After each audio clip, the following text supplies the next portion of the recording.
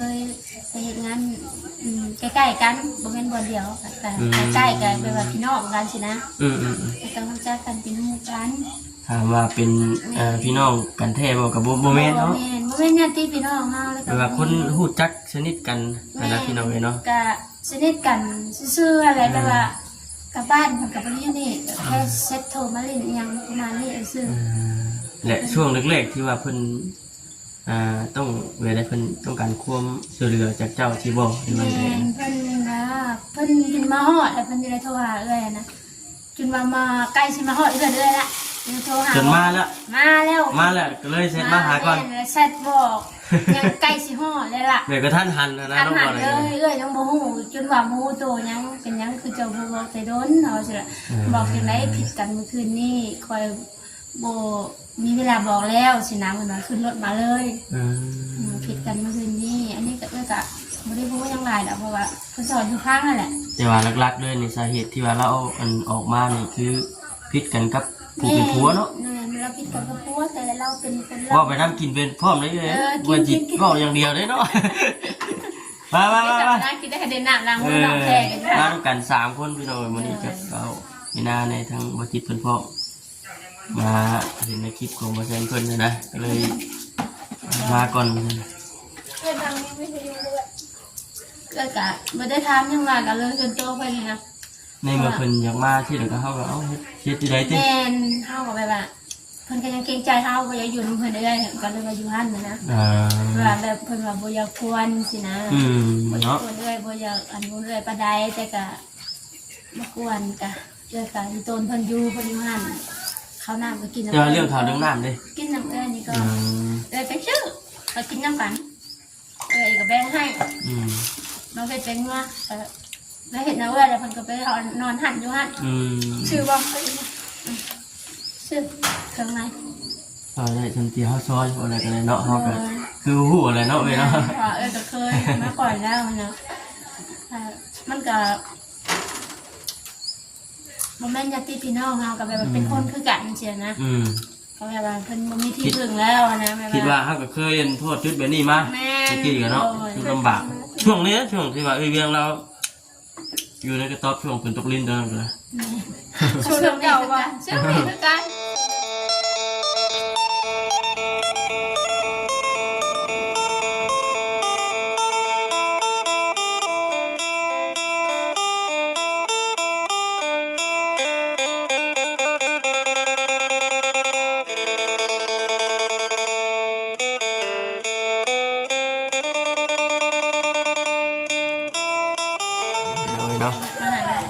กำลังจะกินข้าวเที่ยงเด้อพี่น้องเด้อข้าวเที่ยงเด้อเนาะ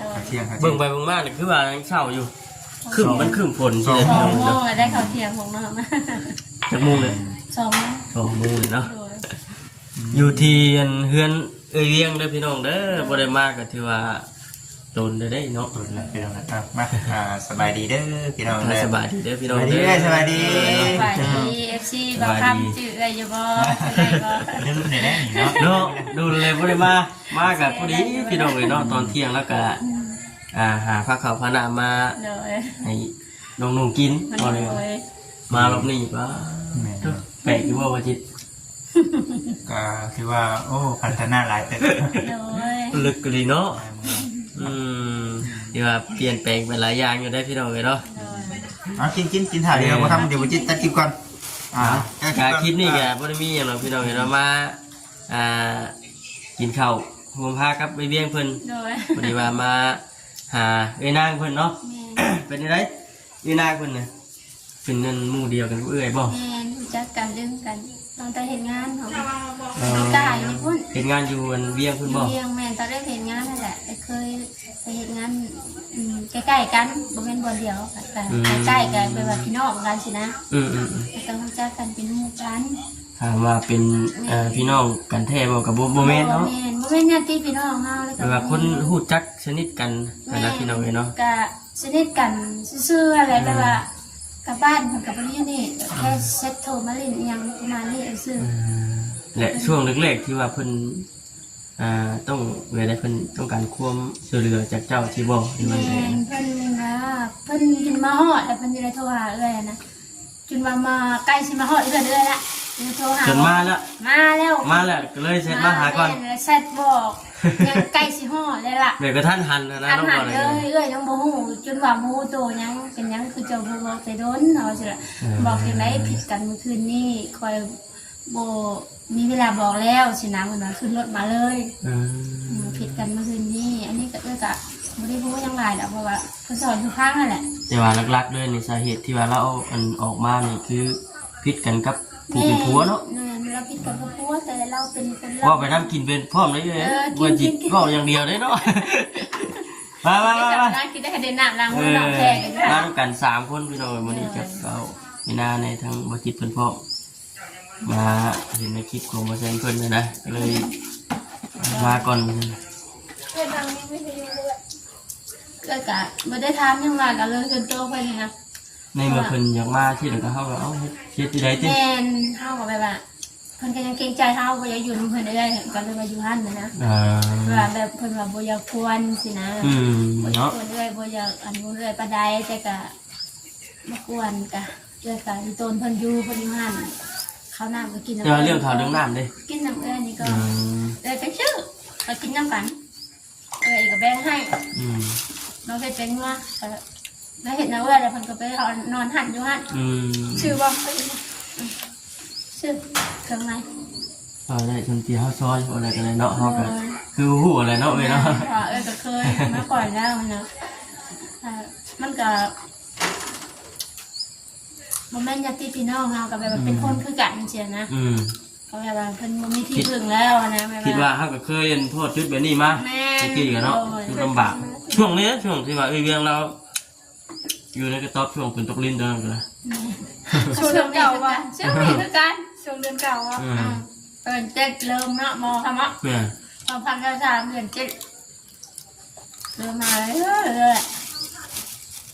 ฮอดเริ่มทานไป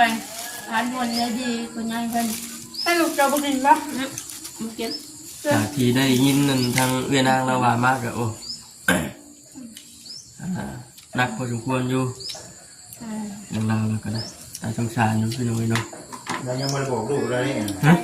ยังไม่รู้ว่า พ่อปะกัน ไม่ได้บอกบอก บ่ยังบ่ได้บอกลูกยังบ่ได้ ยันนั่นดิยันลูกเพิ่นเชื่อใจดิยังน้อยอยู่ ไปกระทบกระทั่งจิตใจเด็กน้อยเนาะ ยันขึ้นลาย ก็จะเด็กน้อยก็จะบ่ฮู้จัก ยังพันหูทั้งกันเนาะน่ะไปเราไปกินข้าวอิ่มแล้วก็ยังจะไปฐานไทยเพิ่นอีกอยู่ แล้วใจแล้วนะ แม่น แล้วก็ถามเพิ่นเองขนาดน้องเพราะว่าก็บ่ได้ถามเพิ่นหลายดอกเพราะว่า พอหูกับข้าว กัน สิเนาะ น้ำตากับ ได้ทางเรื่องเล่ากับเป็นนี่ก็ได้แล้วเขาใส่ยังไม่ได้ก็ได้นะแต่มันต้อง อยู่น้ำกันมา8-9 ปีอยู่ฉันจากที่ถาม ลูกแล้ว พิษกันกับพิษกันอยู่แต่ก่อนกับบ่ได้หุ้นแห้งขนาดนี้หรอกแต่ว่าผัวเราเนี่ยก็บ่ได้เคยลงไม้ลงมือใช้ลูกเคมีหรอกพี่น้องมีแต่เฮ็ดหันเฮ็ดนี่ใส่พุ่มยังให้นะ บ่ได้อันนั้นแล้วว่าแต่ก็แบบว่าตอนหิวกระเป๋าเครื่องขึ้นรถนี่ชี้หน้าเลยแล้วบอกคอยได้นี่ค่ะแล้วก็นี่เราก็หายได้ค่ะแล้วชี้หน้าว่าบ่ต้องกลับมาเด้อไปแล้วไปเลย ไปเลยบ่ต้องกลับมา ต้ สิ องกลับมาอีกสินะถ้าที่พูดแล้วว่าเมียตัวเองบ่มีที่พึ่งอยู่แล้วกะเขาจองกระเป๋าไว้หรืออีหยังก็ง้อกันก็แล้วไป ก็แล้วแต่เนาะ ใช่เนาะไปเห็นยังเฮ้ยดีกันช้าหายกันแล้วก็ดีพูดแล้วอ่ะแม่ก็บ่มีพ่อก็บ่มีนะที่พึ่งก็คือตัวเองคือผัวเมีย2 คนน่ะยืนไปน้ำกันชูไปน้ำกันเป็นยังคือแบบว่าสุดๆเนี่ยจะเป็นแบบว่าเอาผิดผัวเราเลยเด็กเลยล่ะดึงกระเป๋าไว้มาให้ไปแล้วก็จบกับ่ได้ไปเลยแม่ก็กลับเลยเด็กเอาคุณยิงเขาก็ดีนะเนาะอันนี้มาซีหนากันอีกเลยน้ำคนงานจะหันมาร้ายคนน่ะหลายคนอ้ายเลยเนาะไปแล้วไปเลยไม่ต้องกลับมาเด้อสินะแล้ววันนี้ขึ้นรถยังโบหูเลยล่ะบอกนะยังบ่ฮู้ว่าสิไปใส่ ยังบ่ฮู้เลย ยังบ่ฮู้ในใจเลย ไปอยู่ในคิวรถน่ะคิดยังบ่ออกมาโทรหาข่อยอีกยังข่อยบ่ให้มายังข่อยบ่ให้มาเด้ขึ้นรถจนมาฮอดกุจานแล้ว โทรหาข่อยฮอดกุญแจเรียบร้อยโทรหาข่อยคอยมาหาเจ้าได้เฮ้ยมาโมเอ้ยข่อยบ่มีที่พึ่งแล้วข่อยลำบากแห้งตอนนี้นะแล้วมีเงินอยู่ทงเอากัน400,000 400,000ได้ยินแล้วบ่อยู่ 400,000แล้วก็บอกข่อยว่าเงิน400,000แล้วก็ซื้อในอยู่ในกินพาลูกกินซื้อค่ารถเนี่ยก็อยู่หันอยู่เงิน400,000นั่นแหละ เนาะ หมดแบบนี้นะบ่มี ถามแล้วว่าอันทั้งเอ้ยที่มาอยู่แบบนี้ได้โดนสำไหนที่อยู่แบบนี้ไปฮอดไสนะแล้วก็ยังบ่ทัน ยังบ่ฮู้ยังบ่ฮู้อะไรวะ ที่แน่ๆคือตอนนี้น่ะอยู่ให้มันสงบก่อน แม่ ให้มัน เลย เงียบก่อนนะ เลย จังคิดหาทางออกว่าซั่นในตอนนี้คือยัง ยังบ่ฮู้ บ่ฮู้พี่น้องเนาะ แม่น เจ้าของที่มึงยังทันฮู้จังจ้ะ เอื้อยขอแล้ว พอเลยบ่ เอื้อยขอแล้ว หอบลูกน้อยมานอนอยู่ในป่าไปโอ้ยว่า เอื้อยขอแล้ว กลางค่ำกลางคืนก็สิงอแต่ยุงได้บัดไฟดับแล้วอะ โดย ฝนตกพี่ ยุ่งเหมือนแล้วดังไผ่อะแต่ มุงก็บ่มีเด้ บ่มี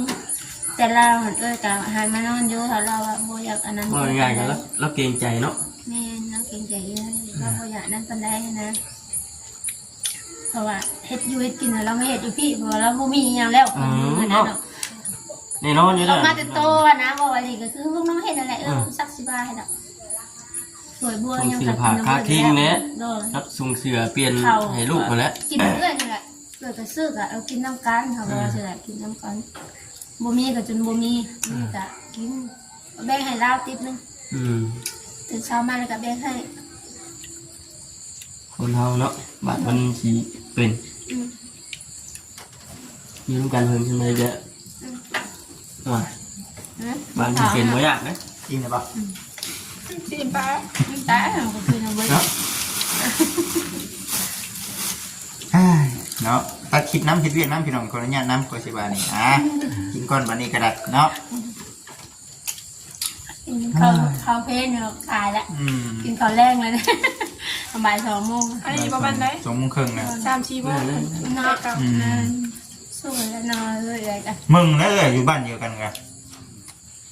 เขาน้ำช่ำปลากะเขามีเขายืนเป็นน้ำนี่เนาะยืนหรือว่า แม่กินอะไรอะไรวะเรื่องแบบแดงในตอนเช้าตอนแรก อันนี้ก็มีกินไก่อยู่พี่น้องจุ่มไว้เพิ่นก็ เพิ่นอยู่บ้านเนาะ เบิร์นอยู่เป็นโมไม้ ต้องเวลาคนเลย ตกตลอดนะเดือนนี้ออกเดือนนี้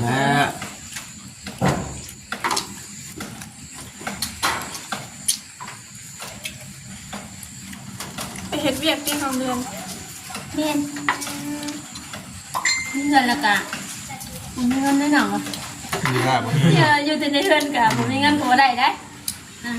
เขาใส่ใจอ่ะ แม่อาจารย์คือเขาซื้อน้ำเนี่ยซื้อตลอดนะ นั่นคือก็บ่เขาดิ ซื้อเข้าเลยให้แบบมีนาเนาะโมเมนต์บางแสนเลย เดี๋ยวเราสิมาย่างนั่น มันก็คือแต่สักโมเมนต์เนาะเราไปอันนั้น รถอันนั้น เราไป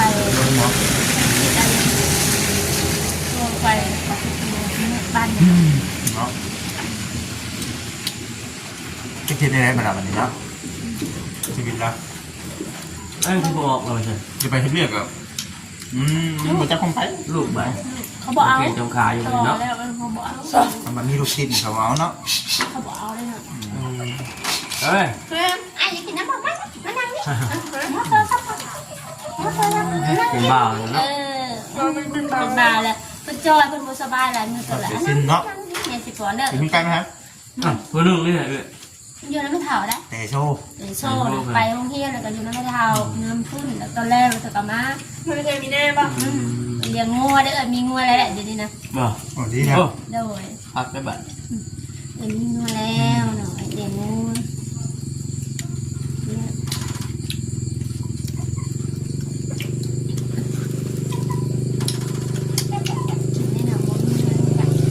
แต่ว่าบอกว่าเซนอยู่ในน้ำมีตาบอกนี่แกงน้ำใหม่นะสิตาน้ำใหม่ท่าสิตาน้ำใหม่ท่า มาหาเลย แล้วก็แกงหลายคนอยู่นี่ บ่าวกินแซ่บเนาะ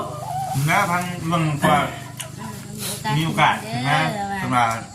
รับผู้ใหญ่เพิ่น โดย ให้เป็นสะพานบุญให้ เนี่ย โดย เป็นมาทางนี้เด้ออยู่พี่น้องนะครับบ่จิตทางเบิ่งเรื่องราวนี่ก็คือว่าการหนึงกับเรื่องความเข้าใจผิดกันกับผัวแน่แหละเนาะผัวก็เฮ็ดเวียกเมื่อยเนี่ยก็เอาลูกเมื่อยคือว่าแหละต่างคน คน ต่าง ดังเฮ็ดเวียกเมื่อยติ ต่างคนต่างบ่เข้าใจกันนะ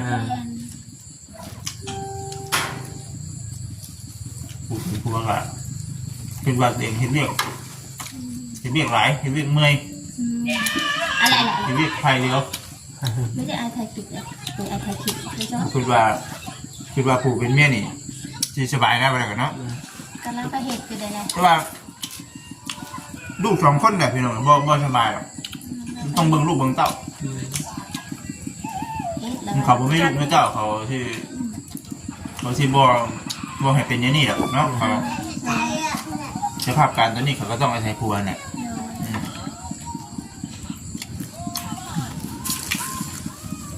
ไปกินน้ำพนเด้อหน่อยกินน้ำกันเด้อ กินง่ายกินนะปุ๊บกินเหมือนกัน เอ้ยกินน้ำพนตลอด ทุกคนนะ ตรงไว้ เนาะ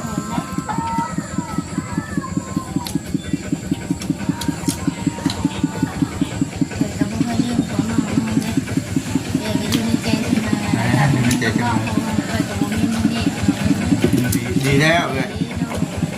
เราเป็นยังเป็นยังไงมันนัก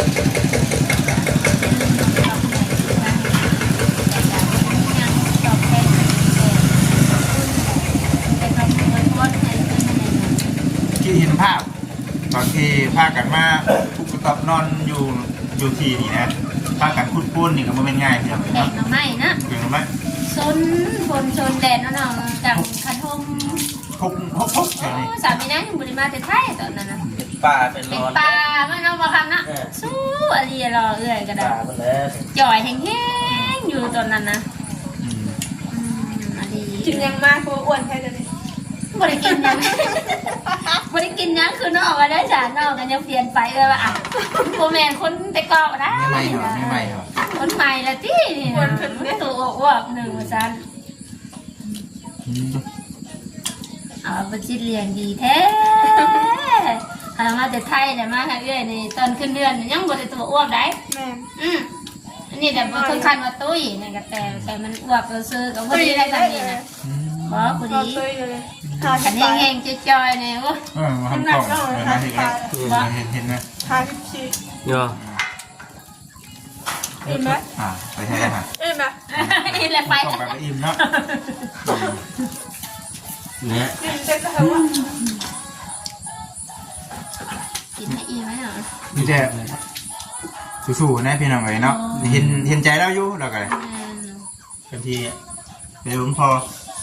กับผมมี มึง ที่ พูดว่าพ่อกับบ่มีบนอาศัยกันติ บ่มีอยู่ดินพี่น้องเราบ่เคยเล่าเลยยังฟังเลยเราบ่เคยเล่าเลยครั้งแรกแบบว่าเคยโทรลิ้นโทรล่มน้ำกันแล้วก็ตอนบุญเดือนเก่าเนี่ยเรายังไม่ได้ผิดกันกับผัวเรามาตักบาตรอยู่พี่เรามีโยเงินหันแต่มาล่วงร้ายดอกในตัวทงอะไรว่ายังสิมาตักบาตรอยู่บ้านเฮาบ่เฮ้ยเพิ่นก็มาเพราะว่าเพิ่นเฮ็ดเวียกอยู่ซิโนอยู่แล้วนะแต่บ่เป็นบ้านเพิ่น เพราะว่าเพิ่นที่บุคคลอยู่บ้านเนาะ นั่น คอยอยู่บ้านคนที่ไปอยู่ข้างนอกเลยเนาะ ให้แบบไปตลอด ไป นะ ตลอดนะ เฮ็ เนาะ ดงานอยู่ไสสร้างเงินคนใดแล้วก็ลูกกระตบน้องกับลูกกับพ่อแล้วก็สู้ไปเรื่อยๆ เงินชาติบ้านช่องตัวเอง บ่ ยัง มีแต่ บ่มีย่ำบัด บ่มีอาลีอันนี้นะบ่แม่นเว้าต่างเอาเล่าดอกเราว่าบ่มี แต่ก่อนเราไปเราบ่ได้คิดหยังกับผัวเราบ่เคยเล่าแบบว่าเรื่องที่แบบว่าลำบากมาให้เราฟังอะนะเราก็อายนะเราอยากสู้เราว่าอันนั้นเราอาย แต่ละคนมันบ่คือกัน จนฮอดจุดนี้เรายังบอกว่าเจ้าคือมาหาขอยเว้าอะไรอันนี้ก็ถามจากใจแล้วเราหายเลย บ่ จะเป็นหยังคือมาหาเอ้ยเจ้าพี่น้องเจ้าเด้เอ้ยเจ้าบ่มีบ่น้องเจ้าบ่มีเพื่อนเจ้าเด้เพื่อนพวกเขาเรียนประมาณนี้บอกเลย อาจจะคิดแบบว่าเห็นทั้งยังได้รับความช่วยเหลือเนาะเรื่องที่แบบ แม่ ขอความช่วยเหลือกับทางทีมงานเนาะก็คือว่าอย่างนี้มันก็บุญวาสนามันคือกันแล้วก็ มันก็วัฒนาไทยลาวแน่เนาะ แม่เคยถามเราหั่นน่ะ คือทางเราเอ แล้ ง วเราก็ตอบว่าบ่มีพ่อก็ยังอาศัยอยู่ดินพี่น้องเราอยู่เถียงนา ว่าอะไรกับน้ำตากามนุ่ยแล้วมันเขากับยุดเลยบ่ถามเลยที่ตูนแล้ว เขาหูเลยละทำอย่างไรดิ เห็นเราแค่น่ะนะโดย นี่แต่สีไทยบรรยากาศนี่นะ แต่ก่อนนี่ข่อยยังบ่เคยบอกยังให้เจ้าได้เฮ้ยเราก็สิแล้วเราเป็นหมู่เป็นเสี่ยวกันนะกันนะข่อยยังบ่เคยว่าข้าเจ้าข่อยมาเพื่อนเจ้านี่ข่อยเห็นเจ้าข่อยอายแล้วแต่ข่อยบ่เว้าแล้วว่าข่อยอายแล้วบ่ต้องอายข่อยก็เคยมาแล้วข่อยจึงผ่านมาจุดนี้ถ้าบ่มีทีมงานบ่มีพวกน้องๆบ่มีผู้หลักผู้ใหญ่ข่อยก็บ่มีมื้อนี้ข่อยบ่เคยแบบว่าลืมที่บ้านมาเกิดจะบอกให้ได้ เลยทางเบียงเลยโทรหาติดต่อทางมาเสร็จ โดย แต่คนชี้ช่วยเข้าไปดิ การเอ้ยสิซอยอยู่แต่บ่ฮู้เพราะว่าก็คิดหลายแหละโดนเติบได้จังได๋โทรนะหลายมือเติบได้ให้เราพักอยู่นี่นะแล้วเราสิไปใส่เอาเงินให้เราไปก็บ่มีคือกันแล้วถามจุดๆละลักว่าเพื่อนช่องมีบ่มีญาติพี่น้องบ่มีแล้วคิดยังบ่ออกเลยก็ได้เลยว่า ทางเดียวและมาถึงเนาะแล้วทีมงานทำมากันมีแต่ว่าพากันอัปเดตแล้วก็ถ่ายคลิปแบบที่ได้พี่น้องเนาะคือแต่เก่าแล้วเนาะว่าจิตอัปเดตเพิ่นเห็นว่ามีทางกับผู้ใหญ่ผู้ใจบุญเพิ่นอยากช่วยก็บ่ติบ่ว่าเนาะพี่น้องเนาะเป็นการดีกันอยู่ขึ้นว่าช่วยที่ได้ ตัวกล้องไปก่อนมาทำไปกินข้าวก่อน ใส่ทำช่วยกินข้าวก่อน ตัวกล้องไปก่อนมาทำไป โอเคจบเลยแล้วเนาะเนาะโอเคพี่น้องคลิปนี้ เอาไว้ กัน คลิปนี้ก็ได้เนาะนี่แต่ว่าเป็นกำลังใจให้เนาะในเรื่องของทางสาวนางนะ มีหางลูกชองเนาะ เขาครับได้ถ่ายบรรยากาศนี่แหละให้กับเอฟซีได้ดูในชม โอเคพี่น้องเนาะคลิปนี้ก็จังไรก็ฝากติดตามมาชมดูพี่น้องเด้อเนาะไปอยู่ดีมีแห้งสบายดีเด้อสบายดี สวัสดี